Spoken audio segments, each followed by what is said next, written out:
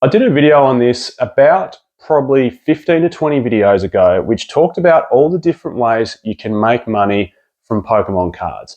And there's probably a couple more that I missed, but I highlighted 5 key ways that you can make money off your Pokemon card investments, both sealed and singles. And in this video, I really want to drill down on what I feel is the main one, particularly what the main sort of investors and collectors are doing these days. And that main one is the whole process of buying, holding, and selling. So basically, whether it's a single card or a sealed product like a booster box, an elite trainer box, or a 3-pack blister, whatever it might be, you buy at X, you hold for Y, and you sell for Z. And hopefully Z is a fair bit more than X. So hopefully you're making profit across the journey of buying, holding, and selling. And that period could be a year, 2 years, 5 years, 10 years, 2 months, for argument's sake.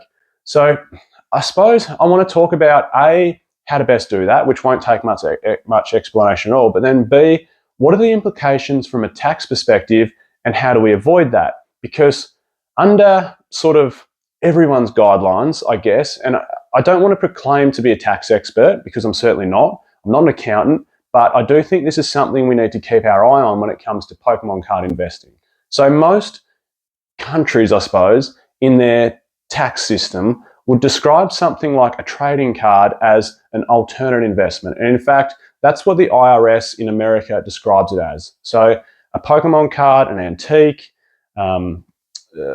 baseball card, like there's plenty of them out there, but are all considered alternate investments by the IRS. Now, in Australia, the Australian Tax Office, so the ATO, also considers them as an investment. Now, each country has different rules around what implications there are from a tax perspective.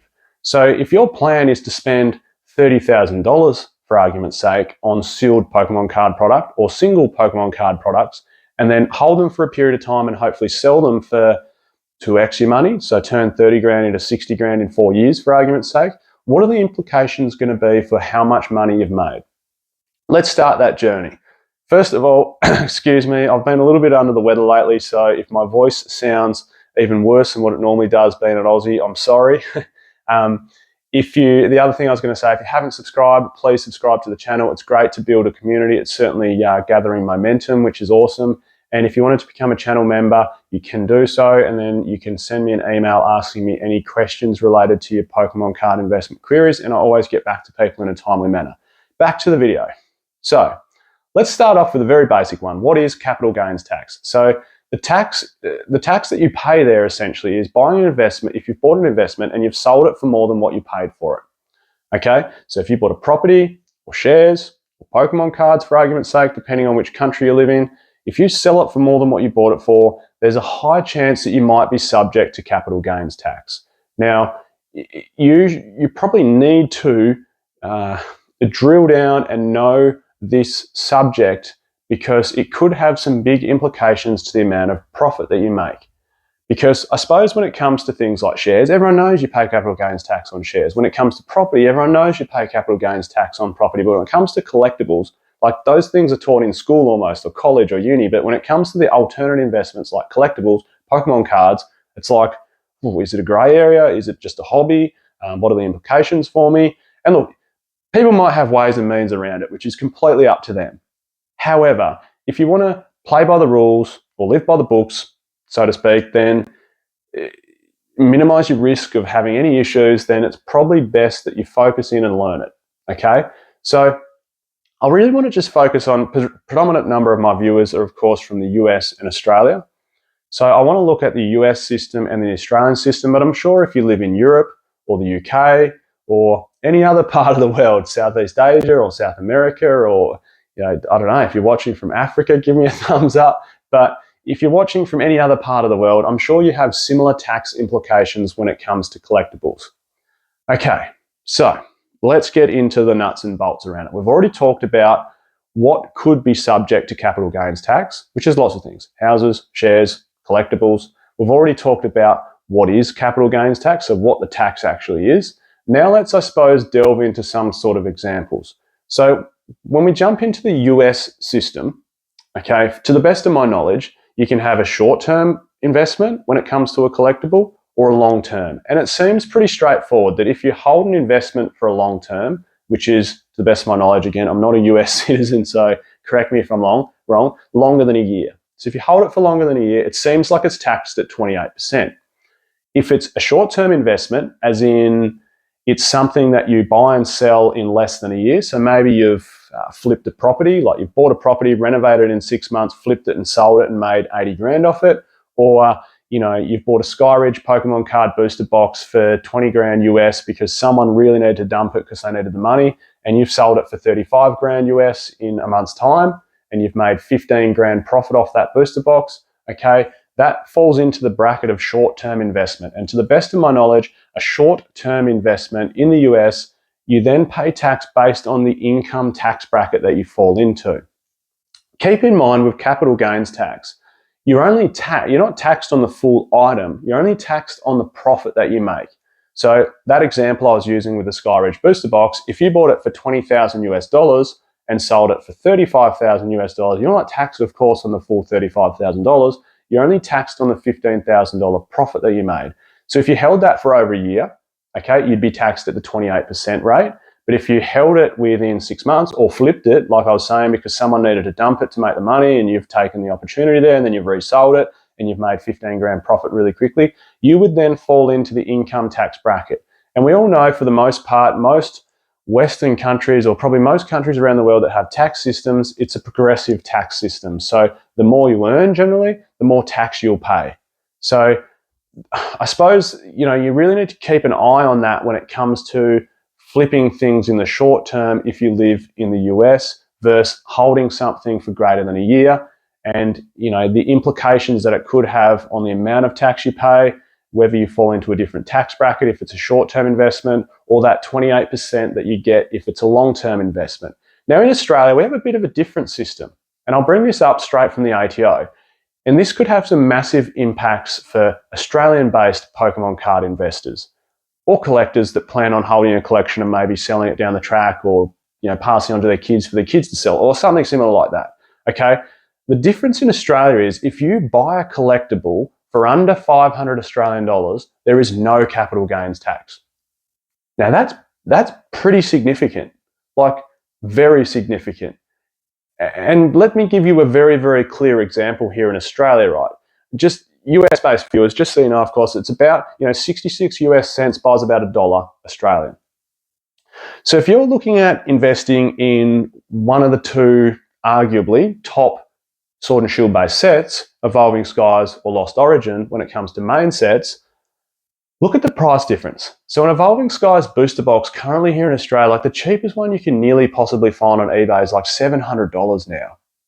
In the US, what are they going to be? Like $400, $450, thereabouts? That's your difference, your 66 US cents to $1 Australian.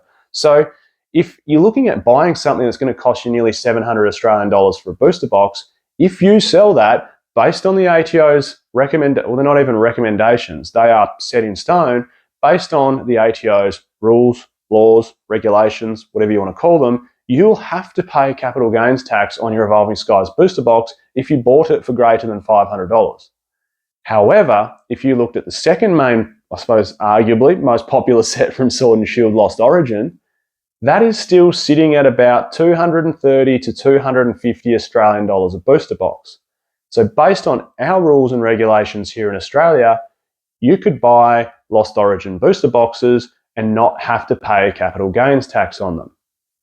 The other implication that falls into this is something like, they use loose terms like a set. So if you were to buy a booster case of Lost Origin though, okay, now you're above the $500 Australian threshold where you're going to have to pay capital gains tax on it. It gets the water gets a bit muddy there. Like, is it a set? Have you bought that product? Like, could you open down the track, that is, could you open the booster case and sell the booster boxes off individually because they're part of a set? Quite possibly, and not have to pay capital gains tax on it, but that's a grey area. I'd certainly check with someone with more authority than what I have on that. But you get what I'm saying. So that could prove to have some massive implications on the performance of your investment, because Evolving Skies is a stellar set. The hits inside it are phenomenal. okay, the pull rates are garbage. You might only pull 5 to 7 hits out of a booster box, and you might not even get an old art. The best you might get is a VMAX card or a V card, like a standard one, full art, not an old art. So, but that set is stellar and it will continue to go up in price. But keep in mind that the implications, even if you turn that $700 to $1,400 in 2 years, okay, you're then going to have to pay, based on Australia's rules and regulations, capital gains tax on that investment. Okay, and if that's sitting in your, and again, it's a progressive tax system here in Australia. So if you're earning, what are we here, 45 grand to 120 grand in a financial year, you're going to be taxed at 32.5% in Australia. So if you're a 100 grand earner and you've sold off 6 Evolving Skies booster boxes that you bought for 600 Australian dollars and they've appreciated to 2,000 Australian dollars, so you've made $1,400 per booster box, and you've sold 6 of them, so you're very close to making 8 to 9 grand Australian. That profit that you've made, if you're a 100 grand earner, okay, you're going to be paying income tax at 32.5% on 109 grand. It's going to go in there as additional income for you. Whereas if you bought Lost Origin, even if you bought Lost Origin at $250, and in 10 years' time, unless the tax laws change on collectibles, in 10 years' time sold them for 2.5 grand, so you're literally making, $2,250 per booster box. You don't pay capital gains tax on that, according to Australia's rules and regulations. Well, that's going to make some massive differences, isn't it? So I suppose to summarise this whole video, whether you're based in the UK, hello people in the UK, whether you're based in Europe, g'day to people in Europe, whether you're based in the US, g'day to people in the US, or Canada, g'day to people in Canada, or anywhere else in the world, or Australia, g'day fellow Australians. It's, you need to probably look at this when you're buying something, because I think people's eyes are just lighting up and they're going, Evolving Skies, team up, buy, buy, buy, buy, buy. If you're buying a team up booster box in Australia, you're going to have to pay capital gains tax on it. So sometimes it works out best to pick booster boxes up when they're at their lowest, especially if you're sitting and holding for 10 years. What's wrong with picking Paldea Evolved up now at $98 a box or whatever it is, or 170 to 200? I haven't even checked a Paldea Evolved booster box in Australia. It's probably 170 to 200. Might even be a touch more. I don't know what supply is looking like on the Australian market, but what's wrong with getting in at that price? In Australia, absolutely nothing, because you're not going to have to pay capital gains tax on it. In America, if you're holding it for a long period of time, getting taxed at that 28% mark is better than falling into your progressive tax-based system. I don't know what the income tax is in America, but if you're flipping things back in the day, and who knows, like I was saying, some people could have ways and means around this, as in, maybe they've set it up as a business, or maybe, there's different sort of family partnerships or offsets, or, maybe it's counted as just a hobby to you, and it's just like selling something else on, Facebook Marketplace or Gumtree or eBay. Don't know. But I think, anyone that ever tries to rort the system always gets caught out, don't they? So, if you do things by the book and you live life by the rules, the world has a funny way of sort of looking after you and making sure things go okay for you. Because if you're telling the truth and not lying about it all, things are always going to work out pretty well, aren't they?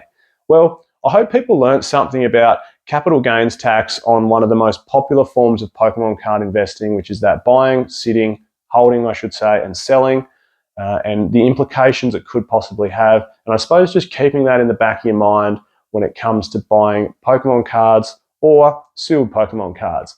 I'm Michael, this is PokeOz. Catch everyone next time.